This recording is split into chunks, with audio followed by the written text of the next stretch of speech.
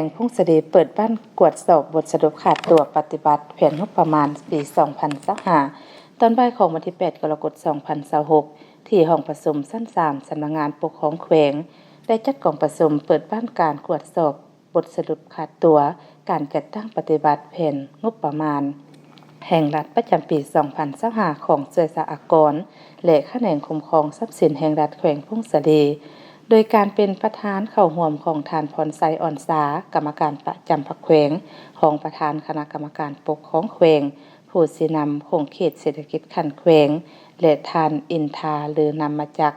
ประธานองค์การกวดสอบประจำภาคเหนือ2มีบรรดาท่านหัวหน้าห้องหัวหน้าภารการอ้อมข้างแขวงบรรดาทีมงานคณะรับผิดชอบองค์การกวดสอบแห่งรัฐเข้าร่วมคณะจัดตั้งพิธีผ่านข้อตกลงของท่านเจ้าแขวงมาด้วยการแต่งตั้งคณะชี้นำและคณะประสานงานขันแขวงจากนั้นท่านแก้วอุดรจันทวงศ์หัวหน้าคณะกวดสอบรายหับเสสหกรณ์ผ่านข้อตกลงของประธานองค์การกวดสอบแห่งรัฐมาด้วยการแต่งตั้งผู้ชี้นำและคณะกวดสอบเสสหกรณ์แขวงและผ่านแผนกวดสอบรวมและทบทวนผลการกวดสอบเสสหกรณ์แขวงประจำปี 2024ผ่านข้อตกลงของประธานองค์การกวดสอบแห่งรัฐมาด้วยการแต่งตั้งผู้ชี้นำและคณะกวดสอบการคุ้มครองทรัพย์สินแห่งรัฐแผนกวดรวมและทบทวนผลการกวดสอบ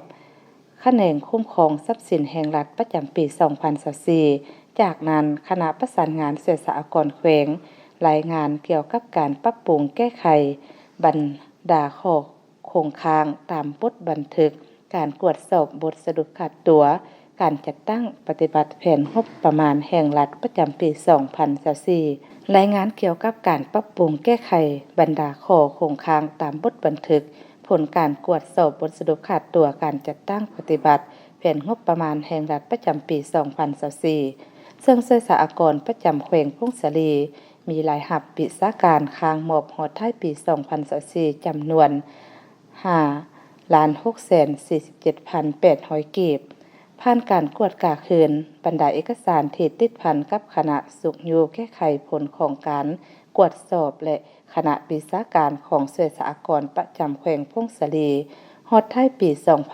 2024แม่น 5,760,200 กีบ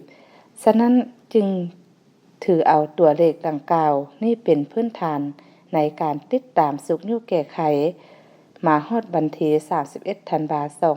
2025ได้รับการแก้ไขสำเร็จขาดตัวจำนวน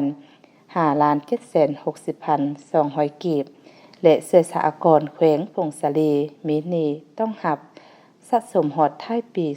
2024จำนวน2ตื้อ799 ล้านกีบและแขนงคุ้มครองทรัพย์สินแห่งรัฐแผนกการเงินแขวง